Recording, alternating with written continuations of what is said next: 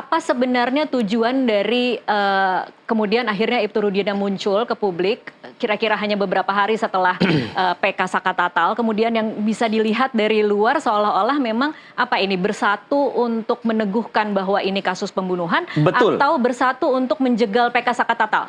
Dua-duanya. Dua-duanya. Karena kalau sampai terbukti atau dibalik ini adalah kecelakaan, berarti kan putusan yang sudah S3 itu, ini putusan udah doktor loh Mbak, kalau kita bicara nih, tingkat pertama, banding, kasasi, S3 nih. Ya, semuanya terbukti bahwa itu pembunuhan. Dan sampai detik ini kami dan keluarga Vina, kalau untuk masalah yang satu ini tidak pernah goyang sedikit pun, pembunuhan dan pemerkosaan. Oke, apa yang membuat masih yakin? Karena begini, kita sudah lama menanti, harusnya hari ini Pak Rudiana kan hadir sendiri ya di sambungan Zoom dan kemudian berbicara dengan kita supaya kemudian bisa lebih teryakinkan. Tapi lagi-lagi memang ada acara terkendala, kemudian saya hanya bisa bertanya ke Mas Mardiman. Apa yang membuat setelah sekian lama kasus ini bergulir 2 bulan setelah filmnya meledak, apa yang membuat Ibtu Rudiana dan keluarga yakin bahwa ini tidak ada kemungkinan kecelakaan? Ini memang pembunuhan. Di saat kita semua menanti ada bukti-bukti scientific crime investigation itu yang tidak ada 8 tahun kemudian. Kata siapa tidak ada?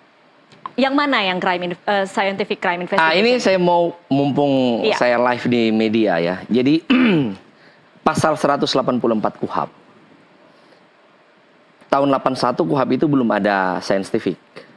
Belum ada CCTV, begitu-begitulah. Sehingga alat bukti itu hanya saksi, begitu-begitulah. Nah, scientific ini kan berasal dari kata science.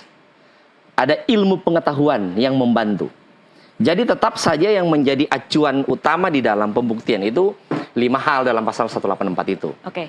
Nah, banyak yang bilang sekarang termasuk kuasa hukum sebelah bilang nggak ada scientificnya. Forensik visum itu scientific, Mbak. Dokter yang melakukan itu adalah orang yang berpengalaman di bidangnya dan itu sains.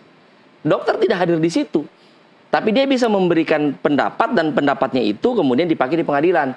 Penyebab kematian Vina dan Eki itu adalah bukan karena kecelakaan.